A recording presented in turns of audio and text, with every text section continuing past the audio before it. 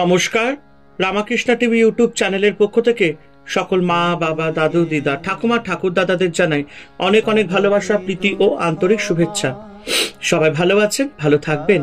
আমি আবারও চলে এসেছি শ্রী শ্রী রামকৃষ্ণ মিশনের স্বামী লোকেশ্বরানন্দ মহারাজজির সম্পাদিত শর্তরূপে সারদা সম্পর্কে আলোচনা করতে, এবং আজকে আমরা আলোচনা করব নিবেদিতার ধ্রুব মন্দির অধ্যায় থেকে নবম পর্ব, তিনি চির আশ্রয়। এবং একটাই অনুরোধ করব, যারা যারা আমার আগের শতরূপে সারদা থেকে আলোচনার ভিডিও যারা দেখতে মিস করেছেন, অবশ্যই আমার YouTube channel Ramakrishna TV play লিস্টে যাবেন। শতরূপে সারদা প্লে লিস্টে আপনারা আমার আগের ভিডিওগুলো দেখতে পেয়ে যাবেন। তো চলুন, আজকের আলোচনা তিনি চির আশ্রয়।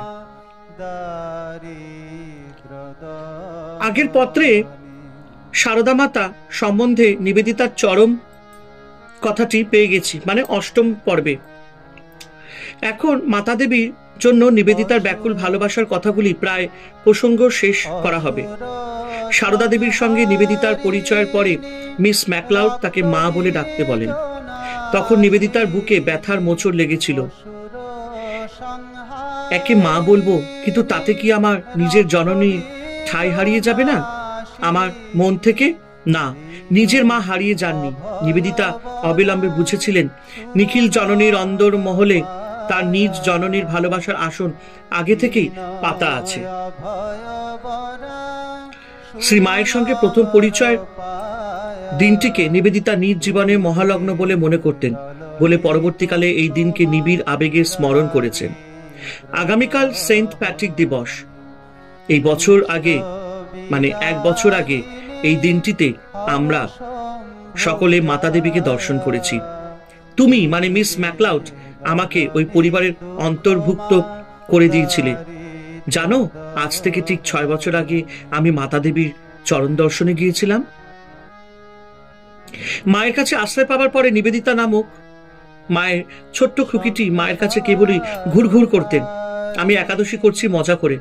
নিবেদিতা 18 জুন 1899 সালে লিখেছেন, সাদা শাড়ি পরেছি আর সারাদিন মায়ের কাছাকাছি আছি। 1899 মাঝামাঝি পাশ্চাত্যে গিয়ে নিবেদিতা 1902 এর সূচনা অবধি সেখানে থাকেন। এই কালের চিঠিপত্রে তিনি মাতা ঠাকুরানীর সংবাদের জন্য এবং তার কাছে উপস্থিত হওয়ার জন্য অত্যন্ত উৎকণ্ঠা প্রকাশ করেছেন। তার লেখা থেকে মনে হয় তার কাছে শ্রী মা যেন অসীম সমুদ্রে ভাসমান জাহাজের মাস্তুল দণ্ড, যেখানে সমুদ্র পাখি ফিরে যায় সন্ধ্যার আশ্রয়ের জন্য সারাদিনের পাখা মেলা সন্ধানের পরে। তুমি যথাসময়, মানে কলকাতায় গিয়া মাতা দেবীর কাছে যেতে পারবে। নিবেদিতা 25 ডিসেম্বর 1900 সালে মিস ম্যাকলাউডকে লিখেছিলেন, আমার কি যে ভালো লাগছে তা ভাবতে, কি কাণ্ড! তুমি 16 নভেম্বর বোসপাড়া লেনে মাতা দেবীকে দেখবে, ভাবতেও অপূর্ব লাগে। অনেকদিন ধরে মাতা দেবীর জন্য উদ্বিগ্ন, তার কাছে ফিরে যেতে খুবই ব্যস্ত। তোমার গতবারের চিঠি পড়লাম, মাতা দেবী জোর করে বলেছেন আমাকে ফিরে যেতেই হবে। পরে খুবই আনন্দ হলো। সারা, মানে মিসেস বুল, যদিও উল্টো কথা বলেছেন, তবু ধরে নেওয়া যায় আমি বেরিয়ে পড়েছি। মাতা দেবীর কাছে ফিরে যেতে সমস্ত মন প্রাণ ব্যাকুল। শীঘ্র ভারতে ফিরে যেতে পারলে খুশি হব। তোমার মতোই আমি অনুভব করি। মাতা দেবীর ইচ্ছা সব সময় ধ্রুব। বিশেষ করে আমি মাতা দেবীর জন্য উদ্বিগ্ন। শুনছি তিনি বড় রোগা আর দুর্বল হয়ে গেছেন। সারদা দেবীর আবাসে ফিরে যেতে কি যে ব্যাকুল, কি যে বোঝাবো। যত সব আজে বাজে কাজ নিয়ে আছি। স্বামীজি ও মাতা দেবীর কাছে ফিরে যেতে চাই। আমার আকাঙ্ক্ষা তাতে কেন্দ্রীভূত। পরবর্তীকালে নিবেদিতার চিঠিতে শ্রী মায়ের দর্শন অদর্শনের আনন্দ বেদনার ঢেউ ওঠাপড়া করেছে। 20 জানুয়ারি 1903 সালে লিখেছেন, সেন্ট ডোরাকে বলো মাতা দেবীর সঙ্গে এখনো দেখা হয়নি। 23 এপ্রিল 1903 সালে লিখেছেন, এখনো মাতা দেবীর সঙ্গে সাক্ষাৎ হয়নি, কিন্তু কিছু একটা সারাক্ষণই বাধা দিয়ে যাচ্ছে। মাতা দেবী সপ্তাহখানেকের মধ্যে কলকাতায় আসছেন, আশা করা যায়। স্বামী শারদানন্দ মনে করেন তিনি আর আমাদের ছেড়ে যাবেন না, তার আশা যেন সার্থক হয়। তোমার কথা মাতা দেবী সব সময় জিজ্ঞাসা করেন, তোমাকে নিরন্তর ভালোবাসা ও আশীর্বাদ পাঠান। মাতা দেবী আমাদের চিরকালের মাই আছেন, সেই অনির্বচনীয় মহিমা আর মাধুর্যের নিঝড়। গতকাল মাতা দেবী আমাকে দেখতে এসেছিলেন। নিবেদিতা গুরুতর অসুস্থতার পরে তখন নিরাময়ের পথে। আমার বিপন মুক্তিতে কত না খুশি। এমন ভালোবাসায় ভরা মুখ আমি কোথাও দেখিনি। মাতা দেবী একেবারে পাশের পাড়ায়। নিবেদিতা দুঃখ করে লিখেছেন, কিন্তু রোজ যেতে পারি না, এত কাজের চাপ মাতা দেবীকে অল্প বয়সী দেখায়। আনন্দময়ী সারাক্ষণ কাজ করছেন, অথচ বয়স 65 কি 55 বেশি। আমাকে তার থেকে বুড়ি দেখায়, অথচ আমার বয়স 45ও নয়। সন্ধ্যায় যখন মাকে ঘিরে মেয়েরা বসে থাকেন, তখন তার কাছে যেতে খুব ভালো লাগে। মায়ের গলার স্বর 11 বছর আগে যা শুনেছি তেমনি তারুণ্যময়, হাসি তেমনি আনন্দ ভরা, প্রতিটি ভাবভঙ্গি নড়াচড়া মনোহারী, মাথায় একটু পাকা চুল নেই। গতকাল মাতা দেবী দীর্ঘ তীর্থযাত্রার পরে কলকাতায় ফিরছেন। সংকোচ আরো অবুঝ, অভিমানের আলো ছায়া ভরায়। ভাষায় নিবেদিতা লিখেছেন, আমি এখনো তার সঙ্গে দেখা করতে যাইনি। এই শান্তিটুকু পেয়ে মনে হয় তিনি কৃতজ্ঞ থাকবেন। মায়ের বাড়িতে এমন কি ছিল যে সেখানে উপস্থিত হবার জন্য নিবেদিতার অমন হৃদয়াবেগ? নিবেদিতা সেটি একবার ব্যাখ্যা করার চেষ্টা করেছিলেন। আহা, মায়ের বাড়িতে এত মাধুর্য, যদি কেউ সেখানে দিনের কাজ আরম্ভ করার আগে কোনো প্রয়োজনে হাজির হয়, তাহলে সেখানে কত না উত্তপ্ত ভালোবাসা ও আশীর্বাদ পায়। না, এটা মূল কথা নয়। সেটা কি নিবেদিতা তার পরেই লিখেছেন, তোমার কাছে কিছু চাই না, তুমি এসেছো। আহা, কি সুন্দর! এই ভাবটি সেখানে ভরে আছে ও জিনিস অনির্বচনীয়। নিবেদিতা দেখেছিলেন মাতা দেবীর সহস্র কাজে লিপ্ত থেকেও কি নির্লিপ্ত। যখন মনে হচ্ছে তিনি বস্তুমগ্ন, তখন যথার্থ তিনি আত্মমগ্ন। তার একেবারে ফটোচিত্রই রয়েছে। নিবেদিতার সঙ্গে মায়ের ফটোটি দেখলেই তা বোঝা যায়। তাতে দেখি মা নিবেদিতার দিকে তাকিয়ে আছেন, কি গভীর স্নেহ তার নয়নে। কিন্তু সত্যই কি তিনি নিবেদিতার দিকে তাকিয়ে ছিলেন? দ্বিতীয় নজরে দেখি মায়ের চোখে অসীম সুদৃঢ়তা, সেখানে কোনো নির্দিষ্টতা নেই। মায়ের অনন্যা যেসব ফটো পাওয়া যায়, সেগুলি যে কেউ পরীক্ষা করলে দেখতে পাবেন সর্বত্রই আছে দুটি নিশ্চয়ই লক্ষণ, আশ্চর্য অতল শান্তি এবং দূর প্রসার, যা অন্তর্মগ্নতার অপর রূপ। শ্রী মায়ের এই স্বভাব লক্ষণ নিবেদিতা বারবার নিকট থেকে দেখছেন। মা ভালোবাসতেন গভীরভাবে, মৃত্যুতে কাঁদতেন, কিন্তু সে কান্না নিত্য প্রেমের করুণাবৃষ্টির মতো। আসক্তিতে কর্মমাক্ত হতো না, মাফ করবেন, আসক্তিতে কর্দমাক্ত হতো না। স্বামী যোগানন্দের মৃত্যুকালীন ঘটনার কথায় ধরা যাক। যোগানন্দ মায়ের মন্দিরের প্রথম প্রহরী, মায়ের একেবারে সন্তানের মতো। তার মৃত্যুতে মা দারুণ শোকার্ত হলেন। যোগানন্দকে দাহ করার জন্য নিয়ে যাওয়া হচ্ছে। তখন নিবেদিতা বর্ণনা করেছেন, আকস্মাৎ উপরতলা দীর্ঘ ক্রন্দনে আকুল হয়ে উঠল। নিচে পূজার শব্দের সঙ্গে মিশে তা ছড়িয়ে পড়ল। পুরবাসিনীরা বুঝেছিলেন এতদিন যিনি এই গৃহের কর্তা ছিলেন, তিনি চিরতরে চলে যাচ্ছেন। যোগিন মায়ের তুষার শীতল শুদ্ধতা তুলে গেল। মনে হলো তারও মায়ের বুক বুঝি ফেটে গেল। নিবেদিতা আরেকটি চিঠিতে লিখেছেন, মাতা দেবী মৃত্যু কথাটি যেন সইতে পারছেন না, এমনই মানবিক বেদনা। জানি সে আমার প্রভুর কাছে গেছে, সে কথা জানি, কিন্তু সে যে আমারও যোগিন, তাকে প্রভু কেড়ে নিলেন। অপরূপ শেষ বাক্যটি। একদিকে রয়েছে অনন্ত সাগরের বাঞ্ছনা, মাফ করবেন, অনন্ত সাগরের ব্যঞ্জনা। বাড়িবিন্দু ফিরে গেছে নিজের সমুদ্রে, যোগিন গেছে আমার প্রভুর কাছে। অন্যদিকে সেই সাগরে উঠেছে মাতার অভিমান ভরা দীর্ঘশ্বাসের ঢেউ, কিন্তু সে যে আমার যোগিন। ঠিক একই কালে আরেকটি মৃত্যু কথা নিবেদিতা বলেছেন। সে বিবরণে দেখি অনন্য মৃত্যুর আশীর্বাদ শ্রীমা দিয়েছিলেন একটি নচিকেতা বালককে।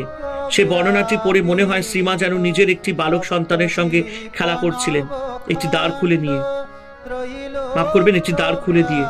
অন্য দ্বারে দাঁড়িয়ে তাকে কোলে তুলে নিলেন। নিবেদিতা লিখেছেন, সদানন্দের মুখে আরেকটি মুমূর্ষ বালকের কথা শুনলাম। মা তাকে গঙ্গায় ঘাটে নিয়ে যাবার নির্দেশ দিয়েছিলেন। তাহলে কি আমার মৃত্যু নিকটে?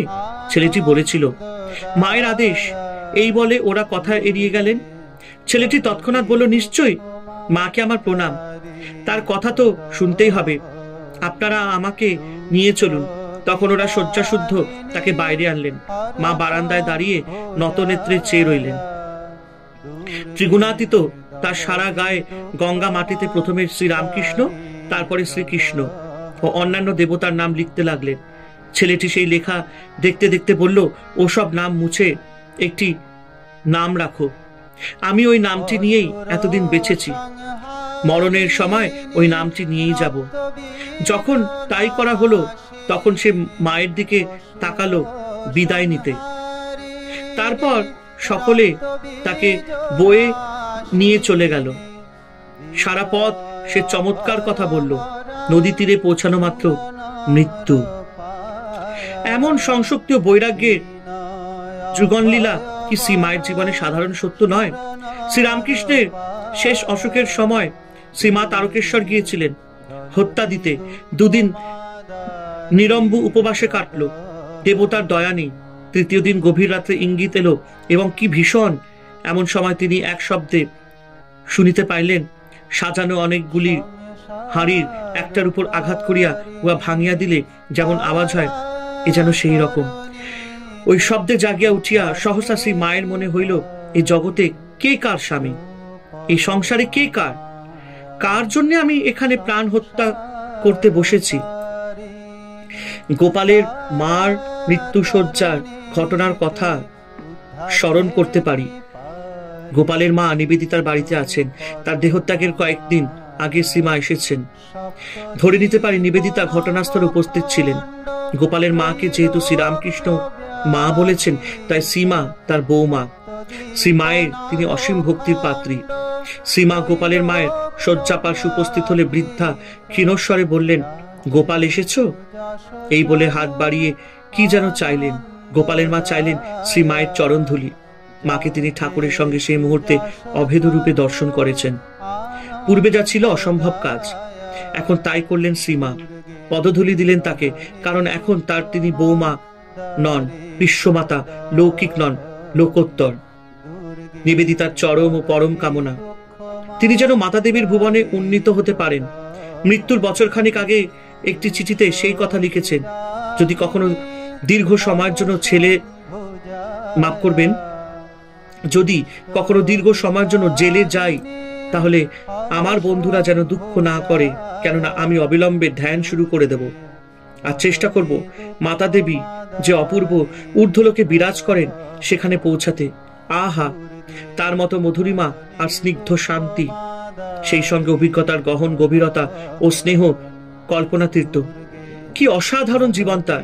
পূজার ব্যাপক বিধি ব্যবস্থার মধ্যে অবস্থান।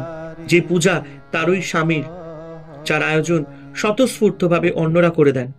স্বামীকে তিনি স্বয়ং ঈশ্বর বলে পূজা করেন।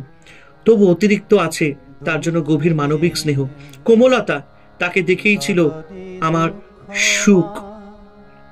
এক রাত্রে মাকে বলতে শুনলাম, এমন জীবন যাপন করে তিনি যেন পদ্মপত্রের উপরে জলবিন্দু হয়ে ওঠেন বা উঠেছেন। পৃথিবীকে সকল বিন্দুতে স্পর্শ করে আছেন, কিন্তু তার দ্বারা পরিবর্তিত বা প্রতারিত নন, দিব্যানন্দে পরিপূর্ণ।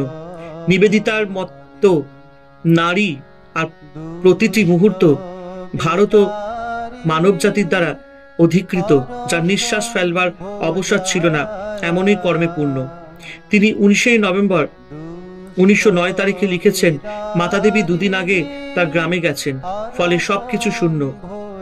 এই সময় কিছু বেশি 5.5 বছর আগে নিবেদিতা লিখেছেন, মাতা দেবী এখনো এখানে আছেন, সে একই মা। তিনি যখন এখানে থাকেন আমাদের আশ্রয় থাকে। লক্ষ লক্ষ মানুষের বুকের কথাটি নিবেদিতা লিখে গেছেন। কি সুন্দর আলোচনা, মন ভরে গেল। হরে কৃষ্ণ কৃষ্ণ কৃষ্ণ হরে হরে, হরে রাম রাম রাম হরে হরে। জয় শিব শম্ভু, জয় দেবী দুর্গা দুর্গতি নাশিনী, জয় মা কালী, জয় মাতা সারদা দেবীর মায়ের জয়, জয় মা।